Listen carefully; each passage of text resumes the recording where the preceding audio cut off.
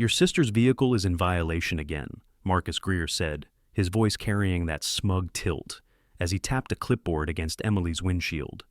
"Repeat offenders don't get warnings. The board's already voted, fines and removal." He didn't bother to look at Emily, standing there with her hand on her pregnant belly. His eyes were on me, daring me to fold like every other neighbor he'd pushed around. "You think this is enforceable?" I asked quietly, stepping between his clipboard and the bumper. "You've got no authority to threaten seizure. Not here, not like this." For the first time, Marcus blinked, the self-assurance in his stance faltering just enough to register. If you've ever felt that surge of power when standing up to bullies, hit subscribe now. This showdown is about to become a masterclass in fighting back. "My name's Daniel Cross," I continued, leveling my voice, calm and unshaken. "I prosecute crimes for this county.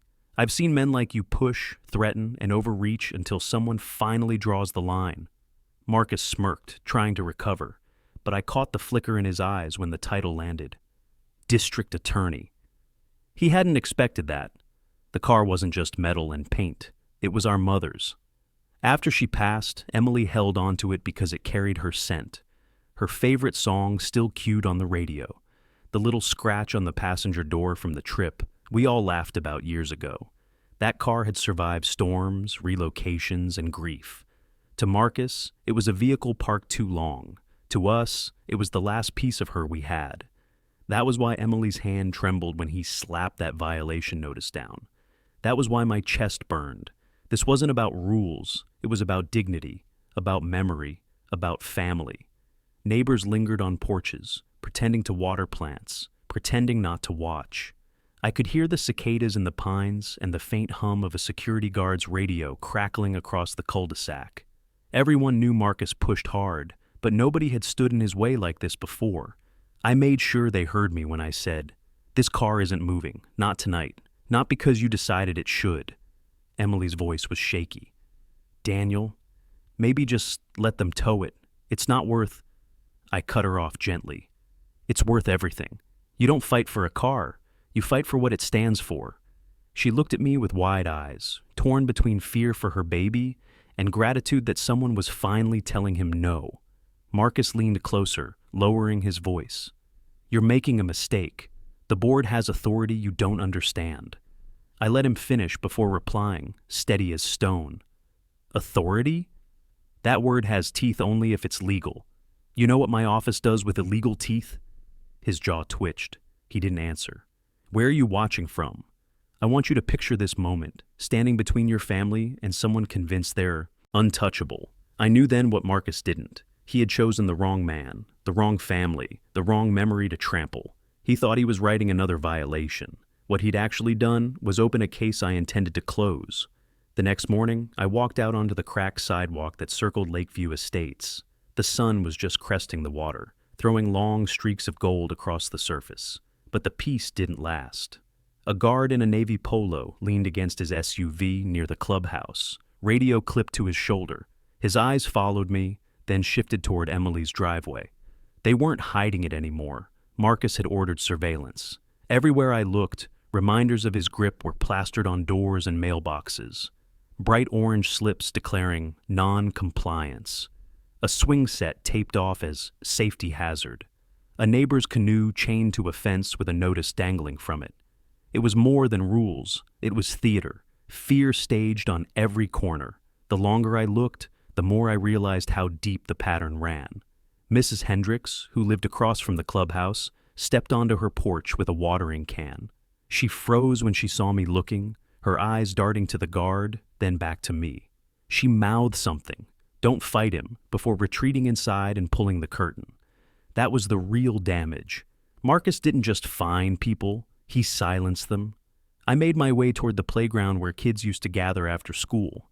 Now the slides stood wrapped in yellow HOA tape, the benches stripped of paint and plastered with notices about liability and restricted access. I sat down on one of them anyway. The wood creaked beneath me, sharp with splinters, but I stayed, letting the guard see me break his pretend boundary. The truth was, this wasn't my first rodeo with intimidation.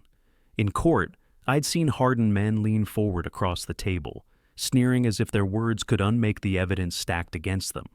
But in the end, it always came down to one question: authority. Who had it? And who was bluffing? And Marcus. He was bluffing bigger than anyone I'd met. I watched as a young couple carried boxes from their garage to the curb. The HOA had approved their move-out date weeks earlier, but Marcus's patrol circled slow, jotting notes like their exit was another infraction. The husband clenched his jaw, muttering under his breath, but didn't look up. I recognized the emotion instantly. Humiliation disguised as patience. He wanted to speak, but he couldn't risk more fines. The sound of wheels squeaking drew my eyes back to Emily's house. She was easing the old car out of the driveway, hands white-knuckled on the wheel. Her face was set with determination, but I saw the fear just under it. Every move she made now was under a spotlight. The guard tapped something on his radio, eyes narrowing. I stood up and stepped closer, just enough to make him stop watching her and start watching me. Marcus's pattern was becoming obvious. Stack small violations until residents broke, then swoop in with threats of foreclosure or forced compliance. He counted on exhaustion, on people folding under the weight of paperwork and humiliation. But what he hadn't counted on was someone who knew exactly how much power a lapse in authority cost. As I walked back home, the lake glimmered behind the rows of houses, its reflection interrupted by the looming clubhouse that Marcus used as his throne. That was where his board gathered, where votes were manipulated, and where threats turned into policy. It wouldn't be enough to call him out in the street. No, this was going to take something sharper. I could already feel the path forming. The cracks in his armor weren't just visible, they were widening. "Daniel," Emily called softly when I reached the porch. Her hand was on her belly, eyes wet. "What if he doesn't stop? What if he pushes until—" She couldn't finish. I put my hand on hers, steady. Then we pushed back harder, but not with fists, not with shouting, with something he can't escape. "Where are you watching from? Because right now, I want you to imagine what it's like when silence spreads across a neighborhood, when every porch light feels dimmer under one man's shadow. That silence doesn't last forever, not when you've chosen the wrong family to test." The board office sat at the edge of the lake, a 2-story brick building that had once been advertised as a community hub. Now, it looked more like a checkpoint. The blinds were always drawn, the entry camera always on, and a notice board outside overflowed with fresh citations taped over faded ones. I stepped inside, not as a prosecutor, not even as a homeowner, angry about fines, but as a man determined to read the faces of those who claimed to rule this place. Angela Perez sat behind the front desk, her fingers tapping the keyboard with sharp, restless motions. She didn't look up at first, though I saw the hesitation in the way her hands slowed. When she finally lifted her eyes, they darted past me to the corner camera, then back again, never holding steady. It wasn't the gaze of a woman committed to her president's cause. It was the look of someone calculating risks, someone who knew too much but wasn't sure which truth would cost her more. "Mr. Cross," she said, her voice tight, "you're not scheduled—" She stopped herself mid-sentence, her lips pressing together as if she'd revealed too much. She shifted in her chair, legs crossed, then uncrossed again, her pen rolling back and forth between nervous fingers. Marcus's voice carried faintly from the conference room behind her, sharp with authority, and Angela's shoulders tightened at every syllable. I leaned on the counter, lowering my voice. "You've seen what happened to my sister. You know that wasn't right." Her eyes flickered, then dropped to the paperwork stacked beside her. She shuffled the pages too quickly, crumpling the edges before answering. "The board enforces policy. I just record minutes." But her body betrayed her words. She smoothed her blouse 3 times in a row, as though trying to wipe something off her skin. She didn't believe what she was saying, not fully. Behind the door, Marcus laughed, that self-satisfied tone I'd come to recognize. Angela flinched, though she tried to mask it with a quick cough. I watched her carefully. This wasn't loyalty. This was survival. She lived in the same neighborhood, under the same threats. If she stepped out of line, she'd face the same harassment the rest of us endured. "Minutes aren't just notes," I said quietly. "They're records, and records matter more than threats." She froze, pen in mid-spin, eyes locked on me. For a moment I thought she'd speak, but then Marcus's voice grew louder, closer, and she quickly pushed her chair back, standing. I should check on the file room. She slipped through the side door, her shoulders hunched, her steps quick. But before the door clicked shut, I saw her pause, her hand pressed against the frame, knuckles white. She stayed there 2 seconds too long, caught between retreat and confession. Then she disappeared. That hesitation was all I needed. She wasn't sold on Marcus's methods. She was already breaking, already fighting a war inside herself that Marcus couldn't control. And when the time came, she'd be the one to tip the scale. I left the office slowly, making sure the guard outside saw me. Let Marcus wonder why I'd stopped in. Let him spin paranoia out of shadows. The truth was, I hadn't left with files or proof. I'd left with something stronger. Confirmation that not everyone in his fortress was loyal. As I walked past the lakeshore, the gazebo came into view across the water, its wood faded but still standing. That place had hosted weddings, birthdays, and summer cookouts before Marcus's rules suffocated the joy out of it. I stopped and watched the breeze push ripples across the water. I thought of my mother's laughter there, the way she used to spin Emily under the lights strung between posts. That gazebo wasn't Marcus's. It belonged to all of us. And sooner or later, the truth Angela was holding back would find its way out into the open, right there in front of everyone. I didn't need her words yet. Her body had already spoken volumes. That weekend, the community pool opened for its short summer season, though hardly anyone used it anymore. The water was cloudy, the diving board chained off, and a list of 37 prohibited behaviors had been taped to the gate in bold letters. I walked past the faded blue sign and into the courtyard, knowing Marcus would be there. He liked staging his authority in the most public places, and the pool deck gave him a stage. Sure enough, he was waiting near the shallow end, flanked by 2 guards, in matching polos. His arms were crossed, sunglasses low on his nose, the picture of smug control. "Mr. Cross," he called out, voice carrying across the water. "Your sister's fines are past due. If payment isn't received, we move to lien proceedings. You understand how that works, don't you?" I stopped in the middle of the courtyard, the heat from the concrete radiating through my shoes. "You don't get to weaponize liens when your own authority's on shaky ground," I said flatly. A murmur rippled from the few neighbors sitting at tables nearby, heads turning quickly away as if they hadn't heard. Marcus thrived on that fear, on the silence that followed every threat. One of the guards stepped forward, hand resting on his belt where the radio sat. His posture was stiff, like he was ready to escalate. Marcus raised a finger, and the man froze. "Careful, Daniel," Marcus said, his voice dripping with false patience. "You may carry weight downtown, but here, you're just another homeowner. You'll follow the same rules or face the same consequences." The problem was, I already understood the trap he was setting. Pile on threats, escalate enforcement, then drown Emily in legalese until she broke. He wanted to make an example of her. He wanted to remind everyone that pregnancy, grief, or family legacy didn't matter here. Only his signature did. I crouched down, running my hand across a crack in the deck where weeds had pushed through. "Interesting," I said, loud enough for the tables to hear.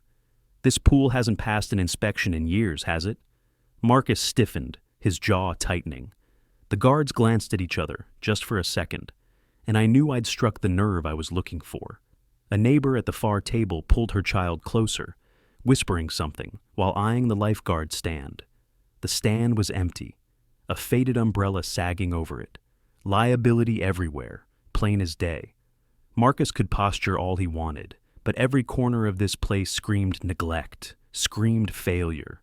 "Don't play games with me," Marcus snapped, stepping closer. His sunglasses slipped slightly, revealing the flicker of unease in his eyes. "You think you know the law? This is private governance. We have authority." Authority. That word again. It was his crutch, his shield, and soon it would be his downfall. Because I didn't need to shout, didn't need to threaten back. All I had to do was keep walking him into the spotlight until everyone else saw the cracks. Emily arrived then, slowly moving across the courtyard with her hand on her stomach. She'd come for air, for a moment of normalcy, but Marcus spun toward her like a hawk spotting prey. "Mrs. Cross," he said loudly so everyone could hear, "your vehicle will be removed by week's end if payment isn't submitted. No exceptions." Her face went pale, and she looked to me instinctively. That was the moment Marcus had overplayed his hand. Threatening me was one thing. Threatening a pregnant woman in public, at the community pool, with neighbors watching, it wasn't strength. It was cruelty laid bare. And Angela Perez, standing in the shade near the clubhouse gate, saw it too. She hugged a folder to her chest, her knuckles tight against the manila edges, and turned away as if she couldn't stomach the scene. I straightened, looking Marcus dead in the eye. "Keep talking," I said. "Every word you speak writes the case for me." He sneered, but he didn't push further. Not in front of all those ears, not with Angela's back stiffening as she disappeared through the clubhouse door.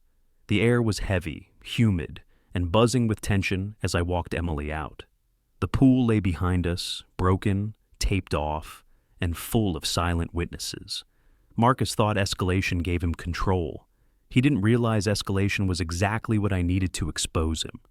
The county courthouse was quieter than usual when I walked in that Monday morning. The smell of polished wood and the faint echo of heels on marble followed me as I crossed the atrium. I wasn't here on official business. Not today. I was here as a homeowner, as a brother, and as someone who knew exactly where to look when authority started to crack.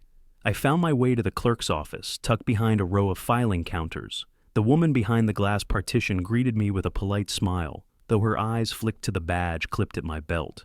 "Morning, Mr. Cross," she said. "On duty?" "Not this time," I replied. "Just need to pull some records on a neighborhood corporation, Lakeview Estates Homeowners Association." My tone was even, professional, but inside I felt the sharp weight of anticipation. This was where I'd find out if my suspicion was right. She clicked through her database, the soft tapping of keys echoing in the narrow space. "Here we go," she murmured. "Articles of incorporation, bylaw amendments, filings." Her voice trailed off, her brows knitting together. "That's strange." "What is it?" I asked, though I already knew. "The last renewal on file is dated 3 years ago. No active filings after that. Technically, they're suspended. Without reinstatement, they don't have corporate standing." Her words landed like a hammer in my chest. Marcus had been running this HOA like a private kingdom, fining, threatening, even contracting armed patrols, and all of it stood on expired authority. It was worse than negligence. It was fraud dressed up as governance. I leaned closer. "You're certain?" She nodded, sliding a stamped copy of the record through the slot. "Plain as day. Anyone can request this. It's public information." I took the paper, the ink still smelling faintly of toner. My hand tightened around it, not out of triumph, but of grim confirmation. This wasn't theory anymore. Marcus wasn't just overreaching. He was doing it without legal ground to stand on. Walking out into the hallway, I passed a bulletin board with notices for jury duty, upcoming dockets, and community announcements. Ordinary citizens, ordinary duties. And yet, back at Lakeview Estates, people were living under rules crafted by a man whose authority had evaporated years earlier. That realization burned through me like fire. Outside, the courthouse steps stretched down toward Main Street. I stood there for a moment, watching traffic roll past, the sound of engines blending with the clatter of a nearby construction site. Every detail felt sharper, clearer, as though the world had shifted, because in a way, it had. I wasn't just fighting Marcus's threats anymore. I was holding a weapon he couldn't explain away. Legal standing isn't optional. It's the foundation of every decision an HOA makes. And without it, every fine, every violation, every order he had signed was nothing more than paper with no teeth. But I also knew this wasn't the kind of discovery you shouted in the streets. Timing mattered. If I played it too early, Marcus would scramble, refile, and repair the hole before the community ever saw it. If I held it too long, more neighbors would suffer under fines and threats. The balance was delicate, and it was mine to manage. As I drove back toward Lakeview Estates, the stamped record sitting on the passenger seat, I thought about Angela Perez, her tense shoulders, her restless fingers, the way she lingered at the doorframe, as if words were pressing against her throat, but never escaping. She knew something. She'd seen the way Marcus used his supposed authority. And when she finally broke, her testimony and these records together would paint a picture no judge could ignore. The neighborhood's gates came into view, iron bars glinting in the afternoon sun. They stood tall like guardians of Marcus's domain, but to me they looked different now. less like barriers, more like props. Behind them, the clubhouse, the pool, the taped-off playground, all of it was theater. And I had just discovered the missing script. Emily was sitting on her porch when I pulled in, her hands resting on her stomach, her face weary but hopeful. She saw the folder in my hand and straightened. "Is that—" "It's the beginning," I said, setting it gently on the table beside her. I didn't tell her everything yet, not the specifics, not the suspension, but I let her see the calm in my expression, the steadiness in my voice. She needed to know that Marcus's kingdom wasn't built on stone.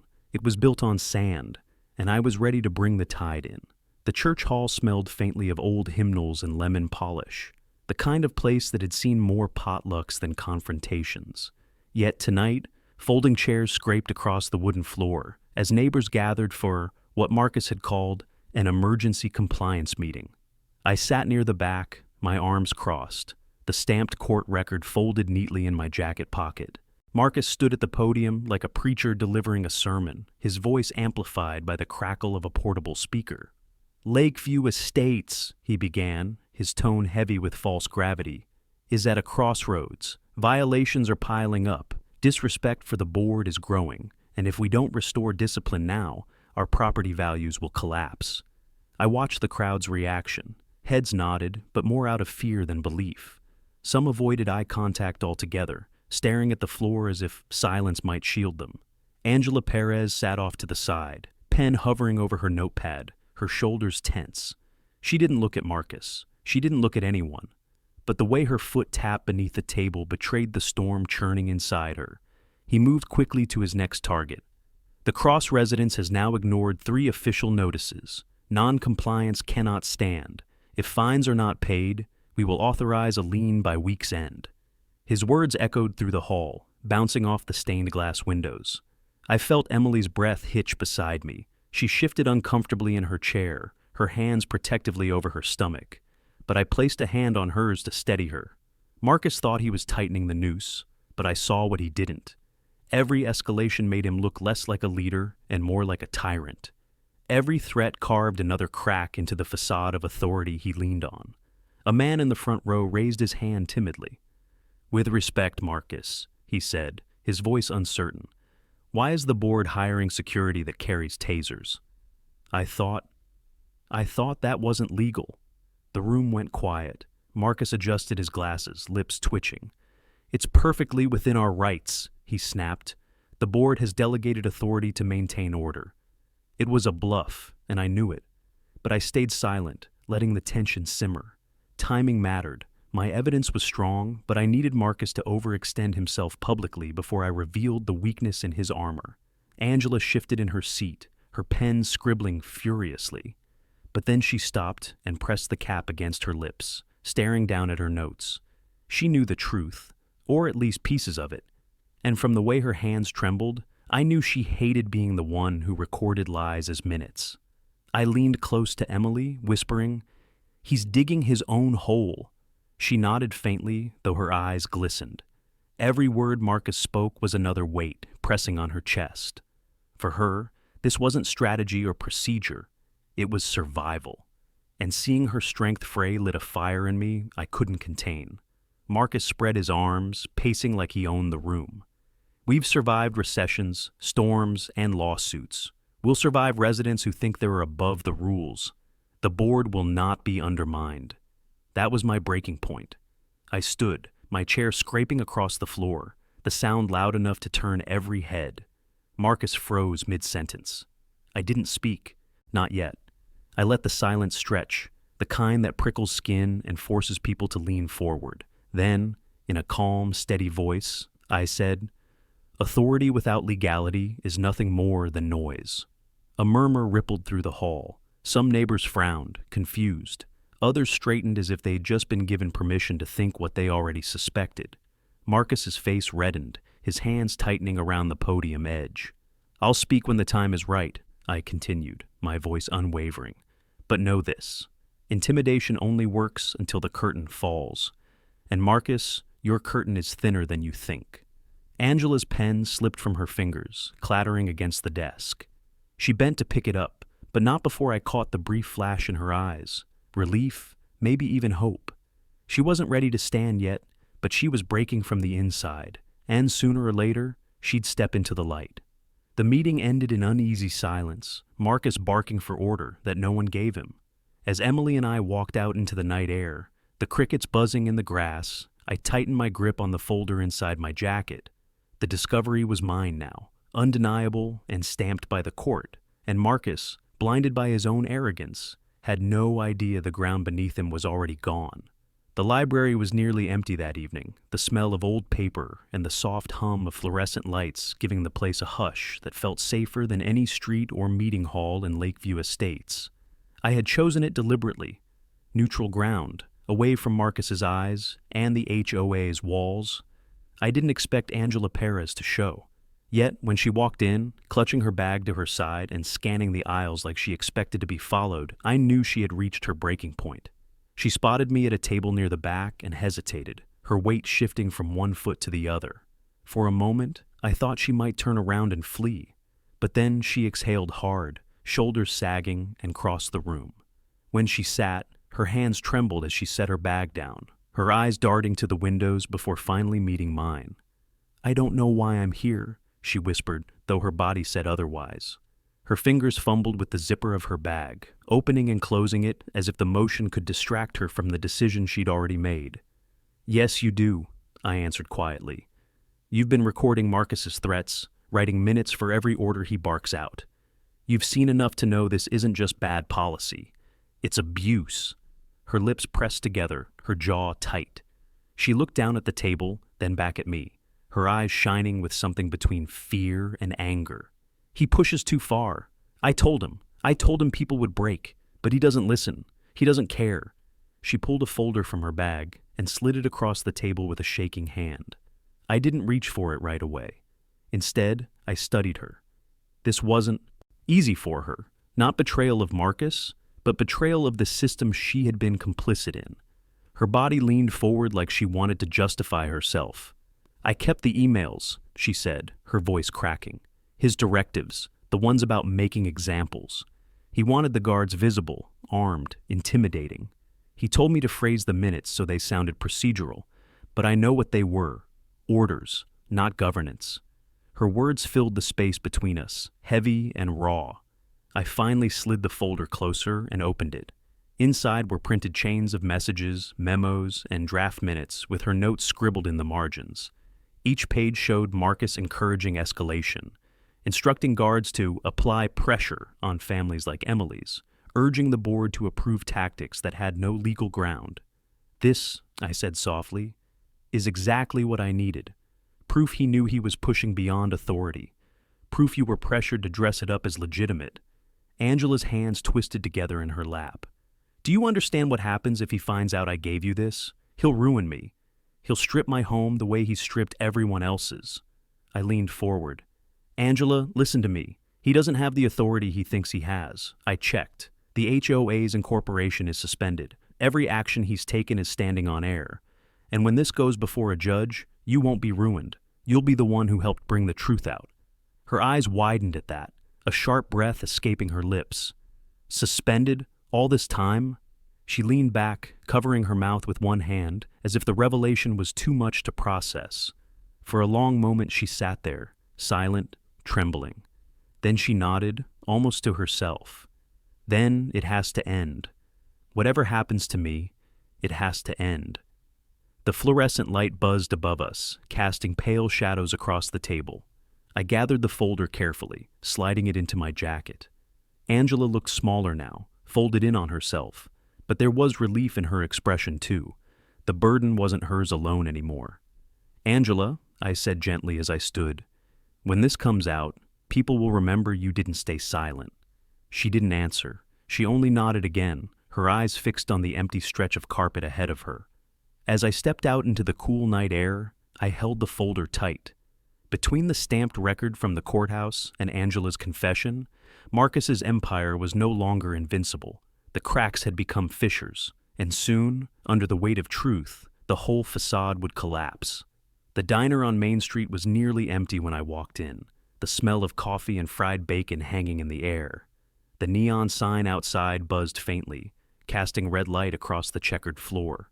I chose a booth near the back, far from the few late-night customers. This was the kind of place where people talked quietly, where strategy could be mapped out without drawing attention, and I needed space to think, because Angela's folder hadn't just given me proof. It had handed me the shape of a plan. I spread the papers across the table, lining them up beside the stamped court record I'd pulled from the clerk's office. On one side, emails where Marcus encouraged guards to apply pressure. On the other, a legal record proving the HOA's incorporation had expired years earlier. Individually, they were cracks. Together, they were a fracture big enough to split his authority in two. The waitress topped off my coffee without asking, her glance falling on the documents before she walked away. I kept my voice low, rehearsing lines I'd need later, not as a prosecutor, but as a resident ready to expose fraud. Timing still mattered. Drop the hammer too early, and Marcus would scramble to cover it. Wait too long, and more families would be crushed under his intimidation. I leaned back in the booth, closing my eyes for a moment. My mother's face came to me, her laugh at the lakeside gazebo, her hand on Emily's shoulder the day she handed her the car keys. This fight wasn't abstract anymore. It was tied to her memory, to her belief that community meant something more than rules and fines. Marcus had taken that spirit and twisted it into fear. That was what I was going to rip away from him. The bell over the door jingled. I opened my eyes to see Emily sliding into the booth across from me. She looked exhausted, her hair pulled back, her hand resting on her stomach. "You've been out half the night," she said softly. "What are you planning, Daniel?" I pushed the folder toward her. This. Proof his authority is gone. Proof he weaponized the board with intimidation. It's enough to put him in front of a judge. She flipped through the pages slowly, her expression shifting from confusion to shock. "He told the guards to target us." Her voice cracked, her hand tightening around the edge of the folder. "He wanted me to be an example." I reached across the table, steadying her hand. "That's why we can't let this drag out. But we can't storm in unprepared either. We need the right moment, the right setting, where the community is watching." She nodded faintly, tears forming in her eyes, but not falling. "Mom would have hated what he's done to this place," she whispered. "Which is exactly why we'll take it back," I said firmly. The plan formed itself as we talked. Step 1. Secure Angela's cooperation formally, so her testimony couldn't be twisted later. Step 2. Gather additional neighbors who had stories of intimidation, families willing to stand beside me when the truth came out. Step 3. Call for a special community meeting where Marcus thought he'd control the narrative, only to have it collapse under him. I sipped my coffee, the bitter taste anchoring me. Every trial I'd ever fought had taught me the same thing. You don't just win with evidence, you win with timing, presentation, and impact. Marcus thrived on theater, on public humiliation. That was how he kept people afraid. The irony was, that same theater would be his downfall. Emily closed the folder carefully, her face steadier now. "You'll have to face him head on," she said. "I intend to," I replied. "But not in his office, not in a back room, in front of everyone. He's ruled by fear long enough. It's time they see the truth." The waitress returned with the check, sliding it onto the table. She gave me a quick glance, like she could sense something brewing beneath the quiet conversation. Maybe she was right. The whole town would soon know. As Emily and I walked out into the cool night, the neon glow fading behind us, I tucked the folder under my arm. Marcus had built his empire on fear, fines, and false authority. But now, I had something he couldn't threaten away. I had proof, I had timing, and I had resolve. And soon, I'd have the crowd watching when the curtain finally dropped. The next afternoon, I found myself in Harold Dixon's garage, a space that smelled of motor oil and cedar shavings. Harold had lived in Lakeview Estates longer than almost anyone. A retired contractor with a limp from years of heavy work, he'd been fined more times than he could count, once for storing lumber in his driveway, another time for hanging a flag outside without proper approval. His garage walls were lined with tools, each one polished, each one hanging on its pegboard hook, like a soldier ready for duty. He poured 2 glasses of sweet tea and handed me one. "Marcus won't like you poking around with the old guard," he said, his voice roughened by age and smoke. "But you wouldn't be here if you didn't have something brewing." I set Angela's folder and the stamped incorporation record on his workbench, the papers looking out of place against years of wood dust and steel. Harold leaned closer, adjusting his glasses. His eyes narrowed as he read. Expired filings, unauthorized security. Lord, he's been ruling like a king with no crown. That's exactly it, I said. I'm building a case, not just for court, but for the community. If this is going to land, it has to happen where everyone's watching. The next board meeting, Marcus thinks he'll have the floor. Instead, we'll show the truth. Harold chuckled dryly, shaking his head. Son, you're going to need more than papers. Folks here, they've been beaten down. They don't trust anyone to stand up to them. You'll need voices, not just proof. I nodded. That's why I'm here. I need neighbors willing to speak. Not just whispers on porches, testimonies in front of the board. He sipped his tea, thoughtful, then leaned against the bench. Angela gave you this, didn't she? His question caught me off guard, but he smirked when he saw my expression. Don't worry, I ain't saying a word. But I've seen her face in those meetings. The way her hands shake when she writes down his lies. She's been waiting for someone to carry the weight. The garage door rattled as a breeze pushed through, carrying the scent of freshly cut grass from a neighbor's yard. Harold's gaze followed it, distant. I'll tell you this, he said finally. People are tired, real tired. You give them a chance, you show them Marcus ain't the untouchable he pretends to be, and they'll stand. Quiet folks can roar when they smell blood. I slid the folder back into my jacket. Then we make sure they smell it. He smiled faintly, a spark of something I hadn't seen in the neighborhood for a long time. Hope. He set his glass down and crossed his arms. I'll be there, and I'll bring my story. He fined me $500 for cutting a beam on my own porch without permission. Let's see him explain how his board had authority when it didn't exist. The weight of his words settled between us. One voice, one testimony. It was a start. But I knew I'd need more. Families, parents, even the quiet ones who'd kept their heads down for years. And I knew exactly how to get them. As I left Harold's garage, the sound of cicadas swelled in the trees, louder than usual, as if the neighborhood itself was humming with tension. I walked past houses with notices taped to doors, saw curtains twitch as neighbors peeked out, then vanished again. Fear was still stronger than trust, but trust only needed a spark. Back home, I laid the folder and records on the kitchen table and opened my laptop. I began drafting a petition for a special meeting, framing it carefully within the bylaws Marcus had paraded for years. If he wanted to rule by procedure, I would beat him with his own rulebook. The language was sharp but airtight, residents requesting an official vote of confidence in board leadership. With enough signatures, he couldn't bury it. Emily came in quietly, lowering herself into a chair across from me. She looked at the stack of papers, then at my determined face. You're setting the trap, aren't you? Yes, I said without hesitation. Every threat he's made, every fine he's issued, every guard he's ordered, it all falls apart once this hits the open floor. But it has to be more than me. The neighbors need to see each other stand up. They need to remember this is their community, not his kingdom. She touched the folder with her fingertips, her eyes soft but steady. Then, let's remind them. The community center gym smelled faintly of floor polish and stale air, the kind of place where neighborhood potlucks had once been held, before Marcus turned every gathering into a lecture. Tonight, rows of metal chairs had been lined up facing the makeshift stage.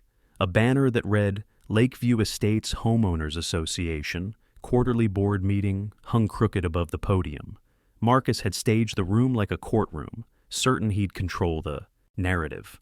I arrived early, the folder tucked beneath my arm, but I didn't sit right away. I walked the perimeter of the room, letting my eyes sweep across the faces of residents drifting in. Families came in pairs, couples held each other's arms, and more than a few looked over their shoulders as if worried the guards outside might follow them in. Fear still clung to them, like a second skin, but I could feel it thinning. Harold Dixon sat near the front, his cane leaning against his chair, his eyes sharp and ready. Emily slipped in beside me a few minutes later, lowering herself carefully into a chair, her hands folded across her stomach. Angela Perez was already at the secretary's desk, her pen aligned perfectly with her notepad. She didn't look at me, not directly, but I saw the way her jaw tightened, the way her fingers lingered a little too long over the folder she'd brought. She was here, and she hadn't run. That was all I needed to know. Marcus entered with 2 guards at his side, their radios clipped high on their shoulders. He took the podium with a flourish, tapping the microphone like he was testing authority itself. "Order," he said, his voice carrying across the gym. "This meeting will address ongoing violations, including the matter of repeated non-compliance by the Cross household." The words hung heavy, drawing a few gasps. Emily stiffened beside me, but I placed a steady hand on her knee. Timing. Everything was timing. Marcus launched into his monologue. He spoke of fines unpaid, of vehicles improperly parked, of residents who forgot their place in a governed community. He painted pictures of chaos, of rules ignored leading to collapse, his voice rising with each sentence. He believed his performance. He believed fear would hold, as it always had. Then Harold stood. His voice, rough and gravelly, cut across the room. "You fined me for fixing my own porch, said it was unauthorized construction. You threatened me with foreclosure over 2 boards of wood. And now you stand here talking about order?" A murmur rippled through the crowd. Marcus faltered, his eyes narrowing at Harold. But before he could bark a reply, another voice came, this time from a mother near the back. "You taped off the playground and fined us when our kids tried to use it, said it was liability. My boy cried for weeks." One voice became 2, then 3, until the gym buzzed with residents speaking over one another, their bottled-up frustrations spilling into the air. Marcus slammed his hand against the podium, demanding order, but the noise only grew. For the first time, his authority looked brittle. I stood then, the folder in my hand. The voices quieted just enough as I stepped into the aisle. "Marcus," I said evenly, "you talk of rules, of authority, of compliance. But authority requires legitimacy, and what you've been wielding isn't legitimate." I held the stamped record high enough for the first rows to see. The state suspended Lakeview Estates Homeowners Associations Incorporation 3 years ago. Every fine, every notice, every threat since then has been issued without standing. You've been ruling with words that had no weight. Gasps spread through the gym. Marcus's face drained of color, then flushed red as he pointed at me. "Lies!" he spat. "You forged that. This is slander." But Angela rose quietly from her desk, her folder pressed against her chest. Her voice was soft but steady. "I kept the records. I kept the emails. You told me to make it look legitimate when you knew it wasn't. You told me to write minutes that covered your orders." Her hands trembled, but her voice didn't break. "The proof is here." The room fell silent. Even the guards shifted uneasily, no longer sure whose orders they were standing under. I placed Angela's folder on the edge of the podium, directly in front of Marcus. "You built your kingdom on sand, and the tide just came in." The residents leaned forward, their fear turning into something else, something sharp, collective, unstoppable. Marcus gripped the podium as though it could save him, but I could see it in his eyes. The curtain was dropping, and he had nowhere left to hide. The lakeside gazebo glowed under strands of hanging lights, a place once meant for barbecues and wedding receptions. Tonight, it was something else entirely. Rows of folding chairs filled the grass around it, every seat occupied by residents who had once kept their heads down. Others stood along the edges, whispering in tight clusters, their eyes fixed on the makeshift stage. The hum of voices blended with the sound of water lapping at the shoreline. Marcus arrived late, as if making them wait would prove he was still in control. He strutted across the wooden planks with his guards behind him, their presence intended to intimidate. But the crowd didn't flinch. They watched him in silence, waiting for the moment they knew was coming. I stood at the edge of the stage, Emily seated in the front row, her hand resting on her stomach, Harold nearby with his cane propped against his chair.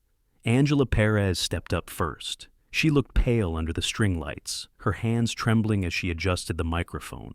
For a moment, I thought her voice might catch, but then she lifted her chin and spoke. "For 3 years, I've been keeping records as secretary. I was told to write what Marcus dictated, to make his words sound like procedure when they were only orders. I wrote minutes that hid threats. I filed drafts that concealed intimidation. and I cannot do it anymore." A murmur rippled through the crowd. Angela's eyes flicked toward me, then back to the residents. The association's incorporation expired. Marcus knew. He told me to act as if nothing had changed. He told me the community would never question him if the minutes looked official. I believed him. But I can't carry that weight any longer. Her confession hung in the air. For the first time in years, the silence wasn't fear. It was shock giving way to realization. Marcus lunged toward the microphone, yanking it from her hands. "Lies!" His voice cracked with desperation. "She's bitter. She's angry. None of this matters. I am the elected president of Lakeview Estates, and you will respect that authority." I stepped forward, pulling the stamped record from my jacket. The paper looked small in my hand, but it carried the weight of every threat he'd issued. I raised it high so the front rows could see. Authority without standing isn't authority at all. The HOA's incorporation was suspended 3 years ago.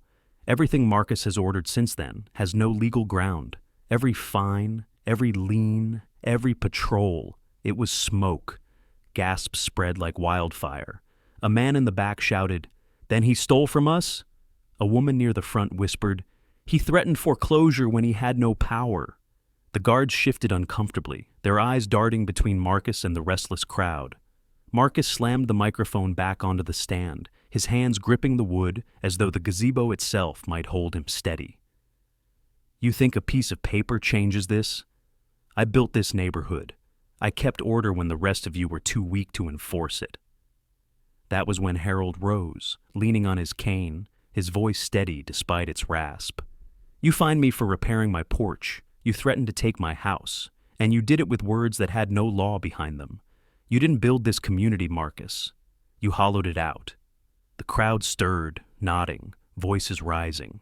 More residents stood, recounting stories of fines, intimidation, and humiliation. One by one, they spoke until the air was thick with outrage. Marcus shouted over them, but the sound was drowned by the roar of neighbors who had finally found their voices. I let the storm build before I spoke again, my voice cutting through the noise.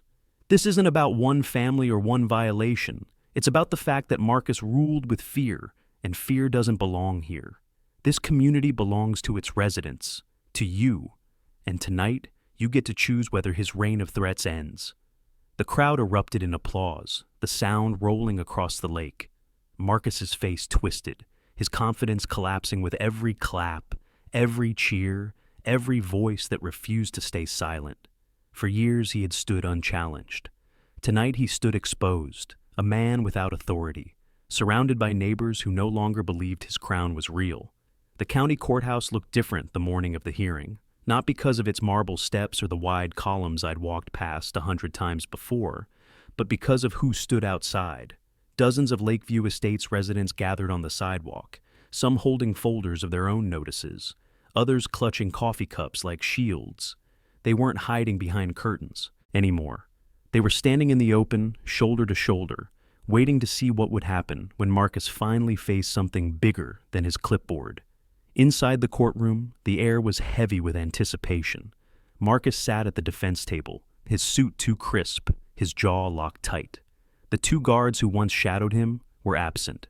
Angela Perez sat behind me, her hands clasped in her lap, her shoulders still tense but lifted with resolve. Emily was beside her, calmer now, one hand resting over her stomach, as if grounding herself in the life she carried. The judge entered, his gavel striking once. "This hearing concerns the legal standing of the Lakeview Estates Homeowners Association," he said. His eyes scanned the room, pausing briefly on Marcus. "Mr. Cross, as petitioner, you may proceed." I rose, my heartbeat steady. "Your Honor," I began, "for 3 years Marcus Greer and his board have acted as though they held lawful authority over Lakeview Estates. They issued fines, threatened liens, even hired armed security to intimidate residents. But the truth is simple. The association's incorporation was suspended by the state. Without reinstatement, every action since has been without standing." I handed the stamped record to the bailiff, who delivered it to the bench. The judge studied it, his brow furrowing. "This document is clear," he said. "The corporation was indeed suspended." Marcus shot to his feet. "That doesn't erase the need for order. These people—" The judge silenced him with a raised hand. "Mr. Greer, sit down." Angela's moment came next. She stood, her voice wavering only at the beginning. "I served as secretary during this time. I was told to write minutes that disguised directives as procedure. I was told to make enforcement appear legitimate when I knew it wasn't. These are copies of the emails where Mr. Greer instructed me." She passed her folder forward, her hands trembling, but her chin high. The judge flipped through the documents, the sound of paper echoing across the chamber. The room was silent, every resident leaning forward. Finally, the judge set the folder down. "This court finds that the actions taken under the suspended incorporation are unenforceable. All outstanding fines, liens, and enforcement actions are nullified. Furthermore, Mr. Greer's use of unauthorized security presents grounds for civil liability, which may be pursued separately. Effective immediately, the current board is dissolved pending reinstatement elections." The gavel struck again, sharp and final. The reaction was immediate. Gasps, then applause, then a swell of voices as neighbors turned to one another with relief. Emily gripped my arm, tears shining in her eyes. Angela sank back into her seat, her body trembling with release, and Harold let out a loud laugh that echoed across the benches. Marcus sat frozen, his face pale, his mouth open, but no words coming. His kingdom had ended, with one ruling. Outside, the crowd erupted in cheers. Some residents hugged, others clapped each other on the back. Emily stood in the middle of it, her hand on her belly, her face brighter than I'd seen in months. The old car, our mother's car, sat safe at the curb, untouched. It wasn't just metal or memory anymore. It was proof that dignity could survive intimidation. I looked toward the lake, its surface catching the morning light. The gazebo stood across the water, no longer a stage for Marcus's power plays, but a symbol of what came next. Residents were already talking about reopening the playground, repainting the pool, holding a cookout. They weren't afraid anymore. For me, it wasn't about victory in court. It was about restoring something my mother believed in. That community meant protection, not punishment. Marcus had forgotten that truth, and it cost him everything. If you want more stories of homeowners standing up to HOA tyranny, hit subscribe right now, share your story in the comments, and let me know where you're watching from.